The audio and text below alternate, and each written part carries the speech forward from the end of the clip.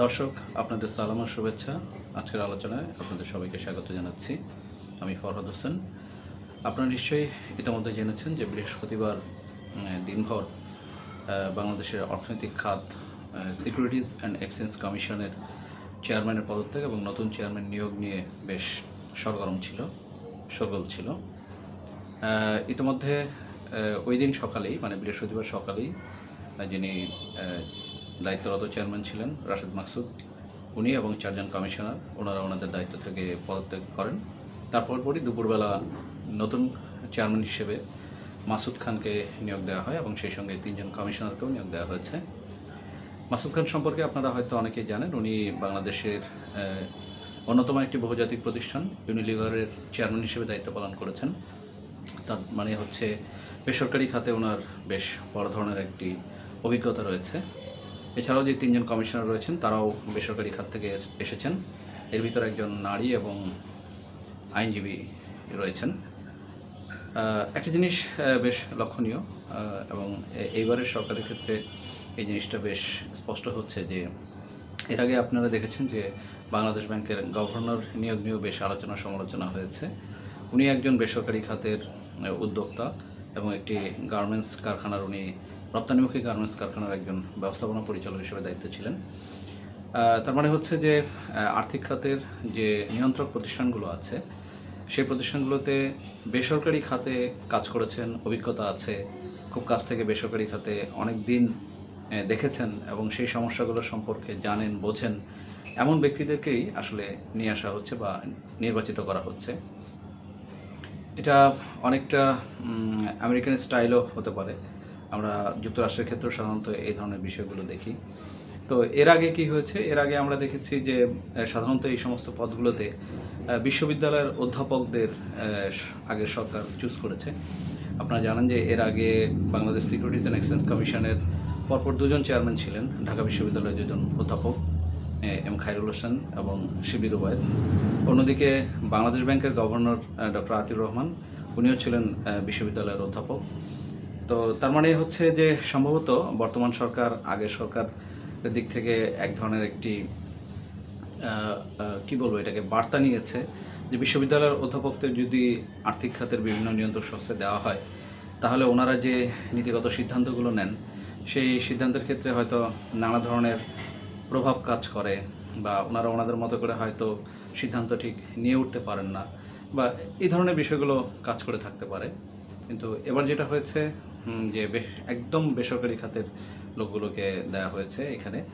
তো এর ফলে যেটা হচ্ছে যে আমি আজকেই একজন ব্যবসায়ীর সাথে কথা বলেছি। উনি যেটি বললেন যে এটা একটি ভালো দিক, কারণ একই সঙ্গে গভর্নর বেসরকারি খাতের একজন অভিজ্ঞ মানুষ, সেই সঙ্গে Bangladesh securities and exchange commission তিনিও একজন বেসরকারি খাতের কমিশনের যে চেয়ারম্যান তিনিও একজন বেসরকারি খাতের অভিজ্ঞ মানুষ।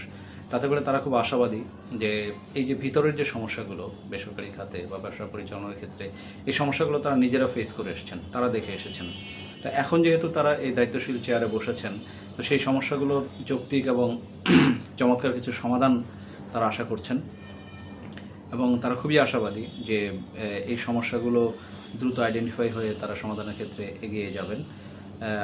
এবং তাদের ভাষায় যেটা হচ্ছে যে আগে বিশ্ববিদ্যালয়ের অধ্যাপকরা যখন এসব দায়িত্বে ছিলেন তারা ঠিক যেভাবে বা যতটা দৃঢ়তার সাথে বিভিন্ন সিদ্ধান্ত বাস্তবায়ন করার কথা সেটা তারা হয়তো পারত না। অনেক সময় রাজনৈতিক চাপ বা অন্য কোনো চাপের কাছে তারা নতি স্বীকার করতেন। কিন্তু আমরা জানি না আসলে বাস্তবে কী হবে, হয়তো সময়ই বলে দেবে। যেহেতু আমরা দেখেছিলাম যে গভর্নর নিয়োগ নিয়ে অনেক ধরনের সমালোচনা হয়েছে, তবে এখন পর্যন্ত উনি ওনার মতো করে কাজ করে যাচ্ছেন। উনি যেটা আশ্বস্ত করেছেন যে আর্থিক খাতের যে সংস্কার হবে সেই সংস্কারগুলোর ধারাবাহিকতা উনি রক্ষা করবেন, আগের অন্তর্বর্তী সরকার যে সংস্কারগুলো রেখে গিয়েছে। তো এছাড়াও যেটা বিষয় হচ্ছে যে বাংলাদেশ ব্যাংক, এটা হচ্ছে ব্যাংক এবং আর্থিক প্রতিষ্ঠানগুলোর নিয়ন্ত্রক সংস্থা, ঠিক একই সঙ্গে সিকিউরিটিজ অ্যান্ড এক্সচেঞ্জ কমিশন পুঁজিবাজার নিয়ন্ত্রক সংস্থা। তো এই দুই নিয়ন্ত্রক সংস্থার ভিতরে এক ধরনের আসলে সংযোগের প্রয়োজন হয়। মাঝে মাঝে আমরা দেখি যে বিভিন্ন নীতিগত সিদ্ধান্তের ক্ষেত্রে এই দুটি প্রতিষ্ঠান দুই ধরনের অবস্থান নেয়, যে কারণে বিনিয়োগকারীদের নানা রকমের সমস্যা পোহাতে হয়েছে। তো এবার যেহেতু দুটি প্রতিষ্ঠানেই বেসরকারি খাতের অভিজ্ঞ ব্যক্তিরা দায়িত্ব নিয়েছেন বা তাদেরকে দায়িত্ব দেওয়া হয়েছে। তো এই পরিস্থিতিতে তারা আশা করছেন যে হয়তো ভালো কোনো ফলাফল বয়ে আনবে। তার প্রমাণ হিসেবে আমরা আজকে পুঁজিবাজার বৃহস্পতিবার পুঁজিবাজারে আমরা দেখেছি যে বাজার একটা টালমাটাল ওঠানামার ভিতরে দিয়ে থাকলেও দিন শেষে কিন্তু ঢাকা স্টক এক্সচেঞ্জে 33 পয়েন্টের বেশি সূচক বেড়েছিল এবং খুবই সিগনিফিক্যান্ট একটি লেনদেন হয়েছে বৃহস্পতিবার 1350 কোটি টাকার উপরে। এর আগে সাধারণত যে লেনদেনগুলো হতো সেটা 800-900 কোটি টাকার ভিতরেই থাকতো। 1000 কোটি টাকা লেনদেন পার হওয়াটা মানে খুব কম সময়ই দেখা গেছে আর কি, হঠাৎ হঠাৎ এটা হয়ে যেত।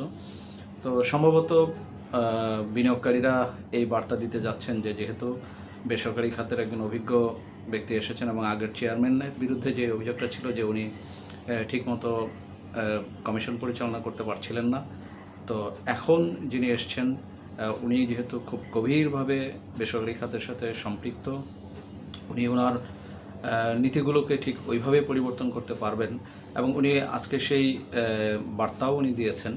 উনি আজকে বিকেলবেলা দুপুরে নিয়োগ পাওয়ার পর বিকেলবেলা উনি সিকিউরিটিজ অ্যান্ড এক্সচেঞ্জ কমিশন ভবনে গিয়েছিলেন রাজধানীর আগারগাঁয়ে এবং সেখানে তিনি বলেছেন যে পুঁজিবাজারের উন্নয়নে উনি প্রয়োজন হলে কিছু নীতিগত পরিবর্তন আনবেন, কিছু নিয়ম নীতি উনি শিথিলও করতে রাজি আছেন। তো এই বার্তাটা হয়তো আগামী সপ্তাহের প্রথম কার্যদিবস মানে রোববার হয়তো বাজারে আরও বড় ধরনের প্রভাব ফেলবে বলে আমরা মনে করছি। তো আমরা আশা করি বাংলাদেশের আর্থিক খাত গেল 15-16 বছর যেই একটি কি বলা যায় এটাকে, যে ঝড়ের মুখে পড়েছিল, আস্তে আস্তে সেই ঝড় কাটিয়ে বাংলাদেশ একটা ভালো অবস্থানে যাবে এবং আমরা আশাবাদী হতে চাই বাংলাদেশকে নিয়ে। স্বাধীনতার 55-56 বছর পর এসে বাংলাদেশ সত্যিকার অর্থে এশিয়ার একটি টাইগার দেশ হিসেবে নিজেকে দাঁড় করাতে পারবে বলে আমরা আশাবাদী। সবাইকে অসংখ্য ধন্যবাদ। যদি আমার কথাগুলো ভালো লেগে থাকে তাহলে আমার চ্যানেলে সাবস্ক্রাইব করুন আর আপনাদের